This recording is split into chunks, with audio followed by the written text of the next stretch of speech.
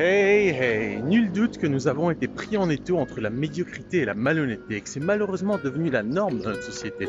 Face à ce constat, nous nous sommes pour la plupart désintéressés complètement de la politique en disant que c'était un véritable panier à crabes et qu'on n'allait pas tomber si bas. Mais s'il était temps de changer d'opinion, si nous commencions à faire de la politique citoyenne et humaniste par opposition à la politique partisane, car en ne voulant pas faire de la politique, nous avons tout simplement confondu ce qui est l'essence même de la vie en société, la politique, avec le partisanisme. Et on peut faire de la politique sans faire partie d'aucun parti, car de toute façon, le seul parti qui vaille aujourd'hui est celui de notre humanité en comme un. Et tous ceux qui, en cette heure sont pour notre dignité et nos libertés, s'extraient de l'humanité qui nous rassemble pour s'affubler de diverses étiquettes partisanes et clivantes, font soit preuve d'une profonde malhonnêteté intellectuelle, soit manquent cruellement de discernement. Je ne rentre ni dans un cas ni dans l'autre et j'espère que vous non plus. Il ne faut de toute façon aujourd'hui accorder aucun crédit à ces gens qui veulent diviser soit par dessein ou par bêtise, car faire de la politique est aujourd'hui devenu vital pour l'avenir de notre humanité. Tant que quelqu'un sera en position de décider à notre place, à moins qu'il ne soit profondément sage, altruiste et bienveillant, il y a de très fortes chances pour que les décisions qu'il prendra l'arrangent plus lui et les membres de son parti, entre grands guillemets, que nous autres qui n'en faisons pas partie.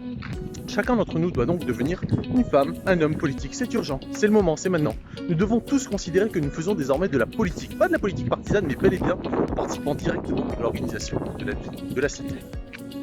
Si nous renonçons à notre responsabilité politique, c'est que nous sommes des esclaves, tout comme en Grèce antique, où seuls les citoyens étaient dignes de faire de la politique.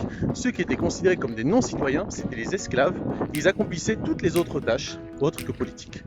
Mon invité d'aujourd'hui s'appelle Jean-Marc Fortanet. Il est vétérinaire mais aussi citoyen, déterminé à moraliser la vie politique, et c'est ainsi qu'il s'était engagé en 2017 en tant que candidat à la primaire citoyenne ouverte à tous. C'est un véritable homme politique au sens noble du terme. Il est aujourd'hui porteur d'un message de souveraineté citoyenne. Il encourage tout un chacun à se réapproprier la vie politique en se présentant en tant que candidat aux élections départementales les 13 et 21 juin 2021.